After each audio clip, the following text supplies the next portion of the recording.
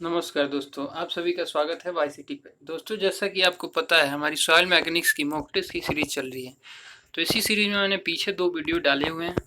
जिन भाइयों ने इन वीडियो को नहीं देखा वो जाके वहाँ से देख सकते हैं। तो चलिए दोस्तों, आज का इम्पोर्टेंट क्वेश्चन शुरू करते हैं।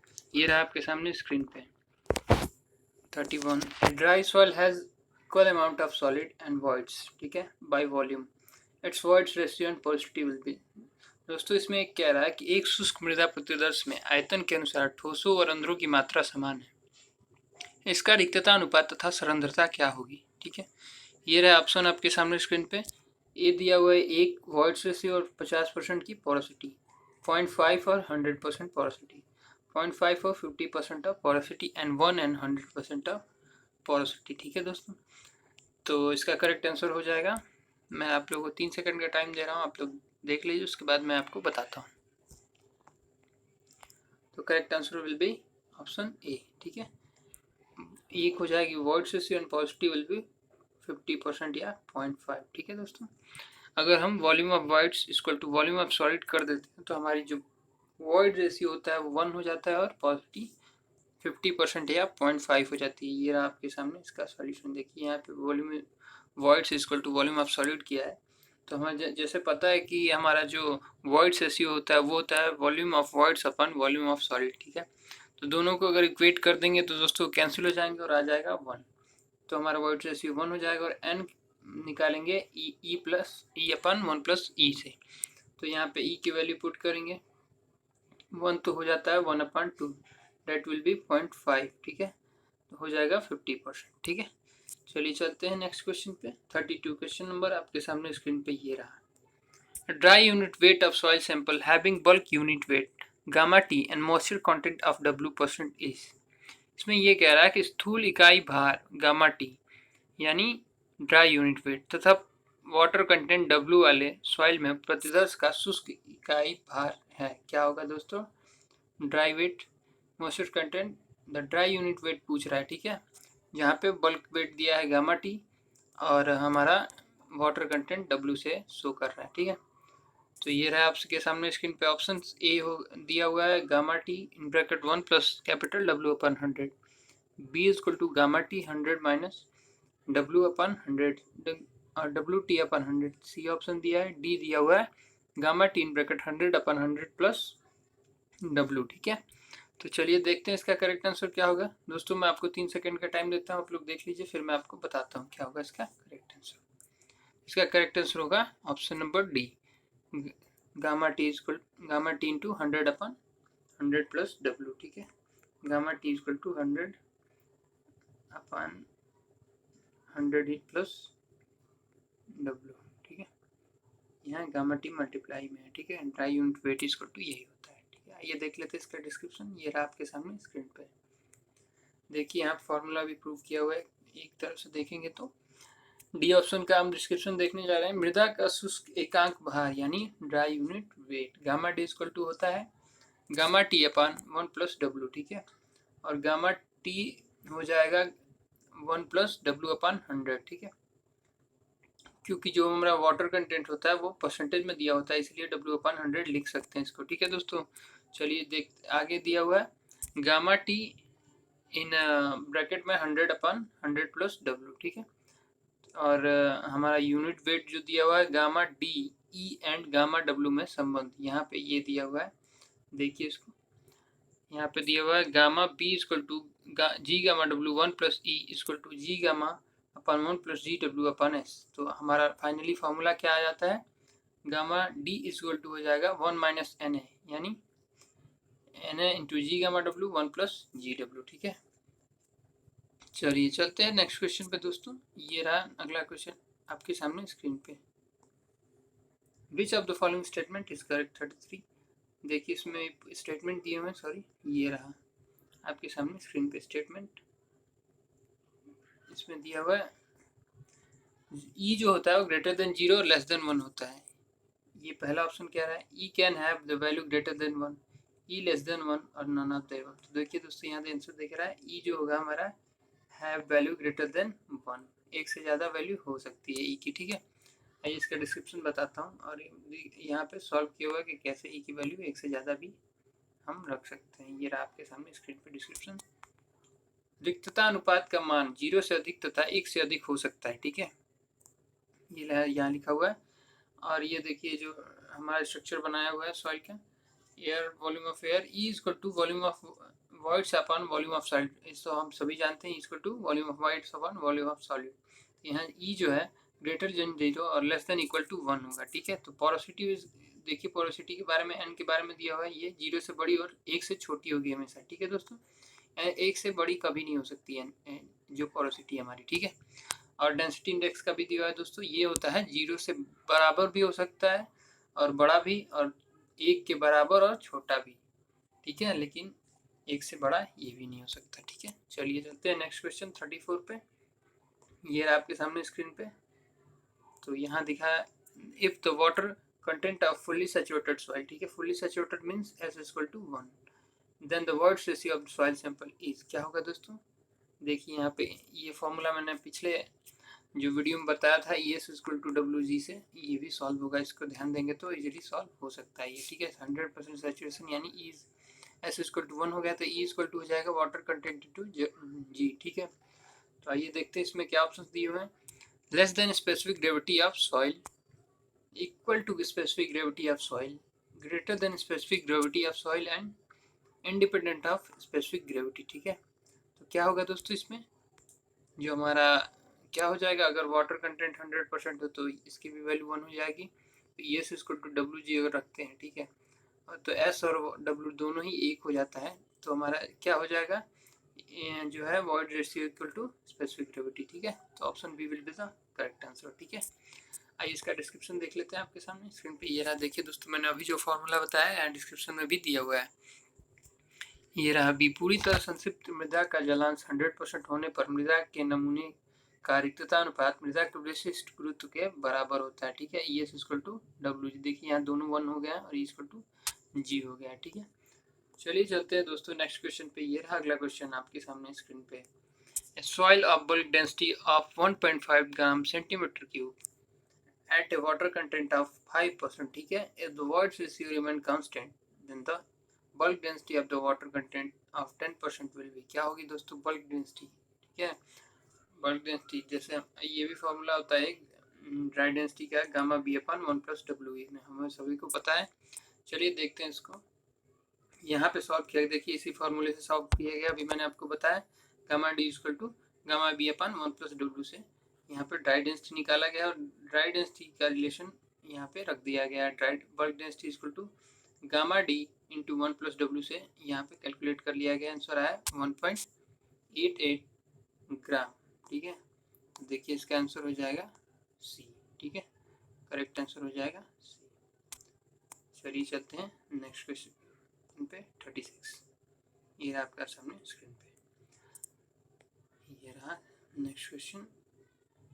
Specific gravity of soil sample is 2.7 and its voice ratio is 0.945.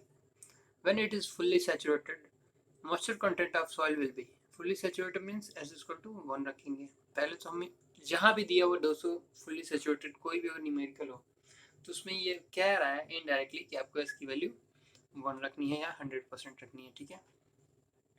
और स्पेसिफिक ग्रेविटी दिया है यानी जी की वैल्यू दिया हुआ है, ठीक है। वॉइड रेशियो यानी ई की वैल्यू दिया गया, तो फिर वापस वही formula ES equal to WG से हम जो है मॉइस्चर कंटेंट कैलकुलेट कर लेंगे, ठीक है। आइए देखते हैं, यहाँ पे देखिए सेम फार्मूला यहाँ यूज़ किया गया है, ES इक्वल टू WG, और यहाँ से सीधे वाटर कंटेंट कैलकुलेट किया है 0.35, that will be 35%, then C will be the correct answer, ठीक है। चलिए चलते हैं नेक्स्ट क्वेश्चन पे 37। ये रहा आपके सामने स्क्रीन पे। 37वां क्वेश्चन ये दिया है, from among the range of numerical values given select the range words for the words ratio E, क्या होगा दोस्तों इसका करेक्ट आंसर। इसमें ये कह रहा है दिए गए परासों के सांख्यिक मानों से रिक्तता अनुपात के लिए वैध परासों को चुनिए।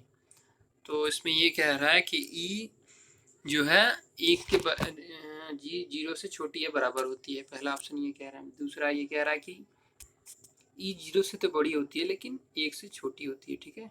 और तीसरा ऑप्शन ये कह रहा है कि जो हमारा E है वो 0 के बराबर या उससे बड़ा या 1 के बराबर या उससे छोटा होता है।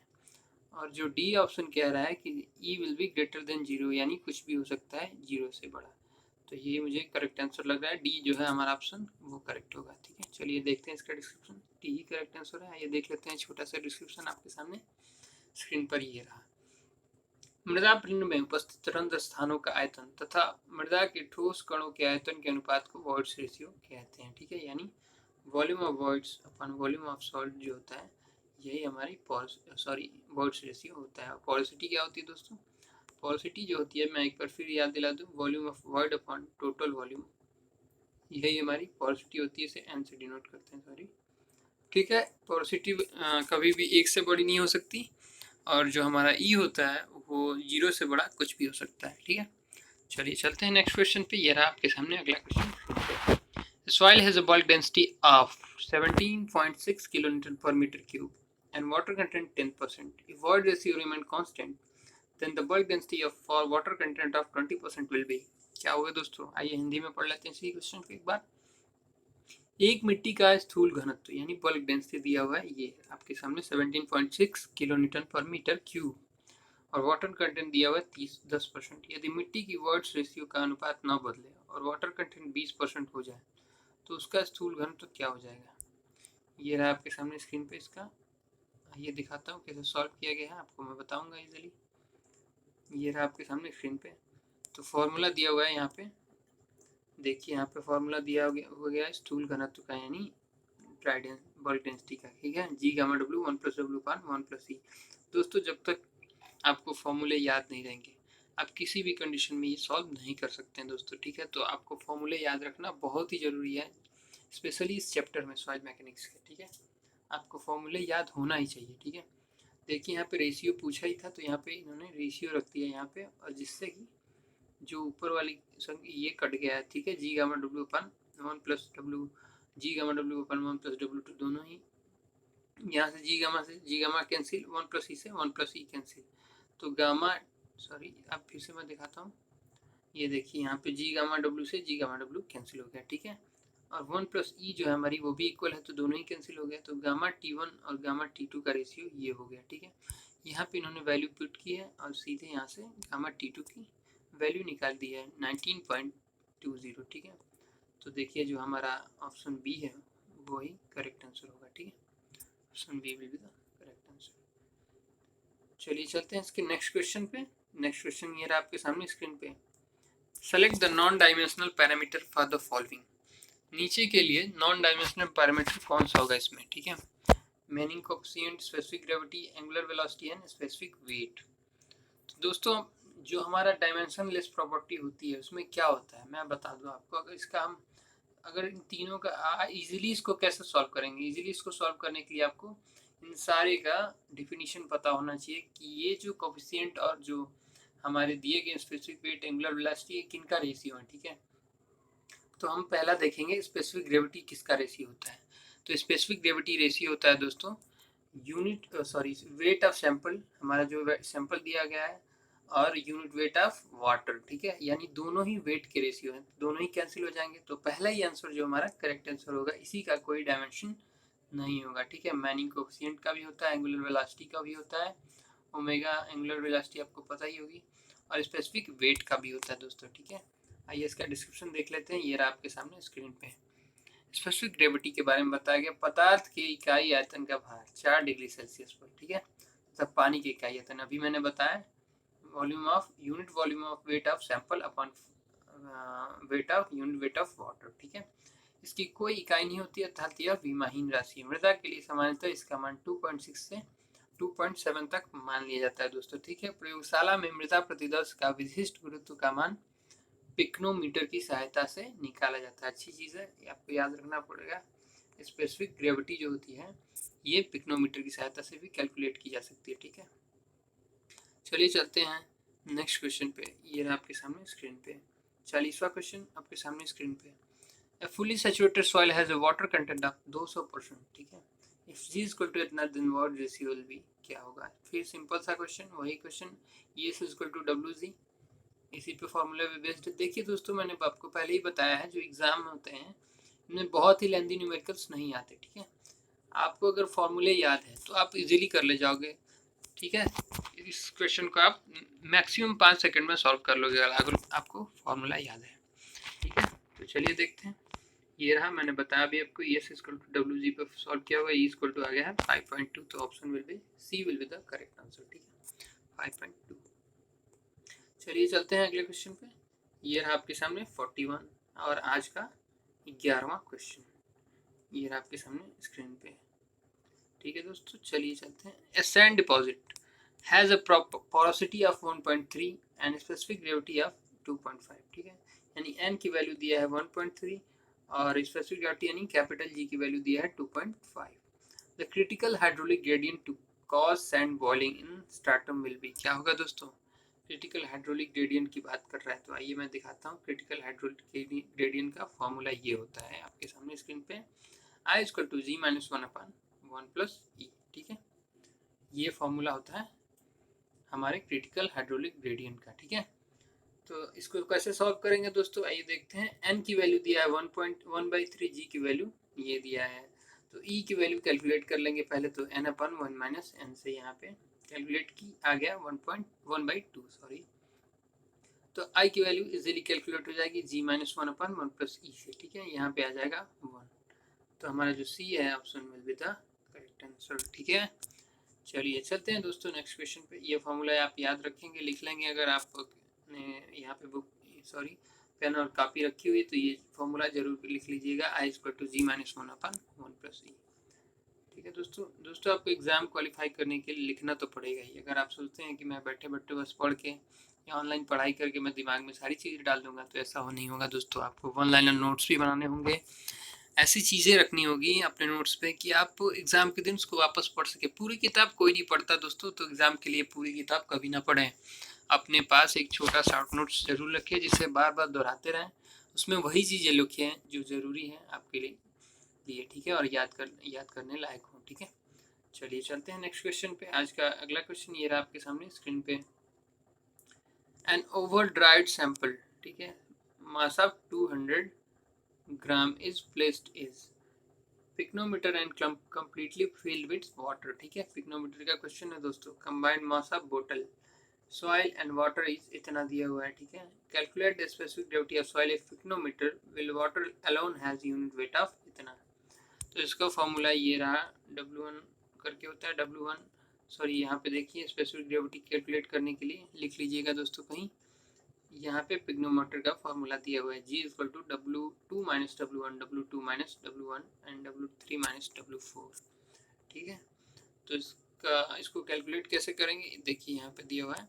W1 की वैल्यू जो होती है वो खाली पिग्नोमीटर का वेट होता है, जो कि क्वेश्चन में 380 ग्राम लेना पड़ेगा आपको। ठीक है, आपको हमेशा याद रखना पड़ेगा कि पिग्नोमीटर का वेट कितना होता है, 380 ग्राम होता है। ठीक है, दूसरा दिया हुआ है pycnometer plus dry weight of sample, इसको W2 से कैलकुलेट किया है और जोड़ दिया दोनों को। ठीक है, 580 आ गया। फिर पिग्नोमीटर जल का भार और मृदा का भार क्वेश्चन में दिया हुआ है 1605। ठीक है, और फिर pycnometer plus weight of water दिया हुआ है 1480 ग्राम। ठीक है, और इजीली इसको फॉर्मूले में रखेंगे।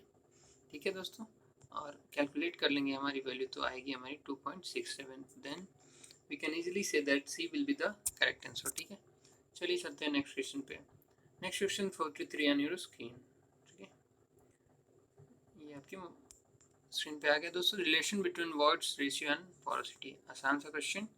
क्या होगा दोस्तों, एन की वैल्यू यहाँ दिया हुआ है E/1 प्लस ई, एन की वैल्यू यहाँ दिया हुआ है एन इसको to E/1 plus e, n की वैल्यू ये भी दिया हुआ है, एन की वैल्यू ये भी दिया हुआ है। तो आपको अगर इजीली याद होगा तो आप इसे इजीली सॉल्व कर सकते हैं। बी जो है हमारा करेक्ट आंसर है, एन इसको टू E/1 प्लस ई। और ई की वैल्यू क्या होगी, देखिए मैं आपको फिर से यहाँ बता देता हूँ, n/1 माइनस एन। ठीक है, याद रखने वाली बात है। चलिए देखते हैं डिस्क्रिप्शन, इसको सॉल्व किया है डिटेल से, यानी कह सकते हैं इसको फॉर्मूले को डिराइव किया हुआ है यहाँ पे। तो आइए देख लेते हैं कैसे किया हुआ है। ये रहा आपके सामने स्क्रीन पे फॉर्मूला डेरिवेशन।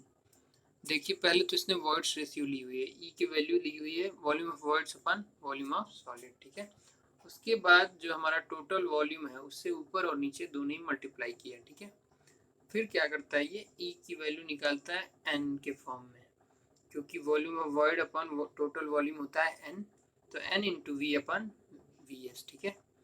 फिर यहाँ पे टोटल वी को इसने डिस्ट्रीब्यूट कर दिया वॉल्यूम ऑफ वॉइड और वॉल्यूम ऑफ सॉलिड में। फिर टोटल वी की वैल्यू इसमें कैलकुलेट करके फिर इनको दोनों को अलग करता है यहाँ पे। फिर ये हो जाता है वॉल्यूम ऑफ वाइट और volume of solid equal to e, और ये कैंसिल हो जाता है वॉल्यूम ऑफ सॉलिड और वॉल्यूम ऑफ सॉलिड, तो 1 आ जाता है, ठीक है। तो हमारा फॉर्मूला यहाँ ड्राइव हो जाता है n equal to E/1 plus e. चलिए चलते हैं नेक्स्ट क्वेश्चन पे। ये रहा आपके सामने स्क्रीन पे। अच्छा क्वेश्चन, डेंसिटी इंडेक्स का फॉर्मूला पूछ रहा है दोस्तों, ठीक है। तो आप बताएंगे डेंसिटी इंडेक्स। अब सॉइल इज डिनोटेड बाय किसके द्वारा डिनोट की जाती है दोस्तों?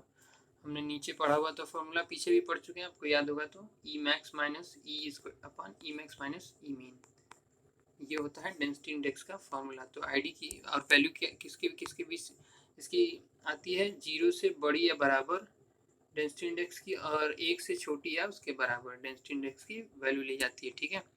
तो इसमें देखेंगे कौन सा करेक्ट आंसर होगा। पहला दिया हुआ है ई मैक्स माइनस ई अपान ई मैक्स माइनस ई मीन, तो पहला ही करेक्ट आंसर है, ठीक है, क्योंकि यही हमें याद है। तो A will be the correct answer. चलिए चलते हैं 45वें और आज के लास्ट क्वेश्चन पे। ये रहा आपके सामने स्क्रीन पे। Initial and final void ratio of clay sample in a consolidation test are 1 and 0.5 respectively. If the initial thickness of the sample is 2.4 centimeter, then its final thickness will be, क्या होगी दोस्तों final thickness? तो आइए देखते हैं, फॉर्मूले पे रखेंगे, कैलकुलेट करेंगे। तो यहाँ पे ये रहा आपके सामने सॉल्यूशन इसका। इसमें देखिए, इसमें माना है मृदा नमूने का क्षेत्रफल यानी ए कैलकुलेट किया गया है। तब v equal to V S in bracket 1 plus ई, ठीक है। पहली स्थिति में V S equal to A into 2.4 upon 1 plus 1 हो जाता है, ठीक है। और दूसरी स्थिति में वॉइड्स रेशियो की वैल्यू यहाँ चेंज होगी और 0.5 हो जाएगी, ठीक है। Volume of solid equal to area into D upon 1 plus 0.5। और दोनों स्थितियों में वी एस का मान बराबर होगा, रख देंगे यहाँ पे, यानी वॉल्यूम ऑफ सॉलिड बराबर होंगे दोनों स्थितियों में। तो डी की वैल्यू हम कैलकुलेट कर लेंगे 1.8 से में, ठीक है दोस्तों। तो जो हमारा बी ऑप्शन था 1.8, वो हमारा दूसरे पेज पे ये रहा 1.8 will be the correct answer, ठीक है। तो दोस्तों आज के लिए बस इतना ही। 45 क्वेश्चन यानी 15 क्वेश्चन आज के पूरे हो चुके हैं। दोस्तों अगर वीडियो मेरी अच्छी लगे तो प्लीज़ इसे लाइक कीजिए और अंत तक वीडियो देखिए। और दोस्तों प्लीज़ मॉक टेस्ट लगाइए अगर आपको SSC JEE जैसे एग्ज़ाम्स क्वालिफाई करने हैं।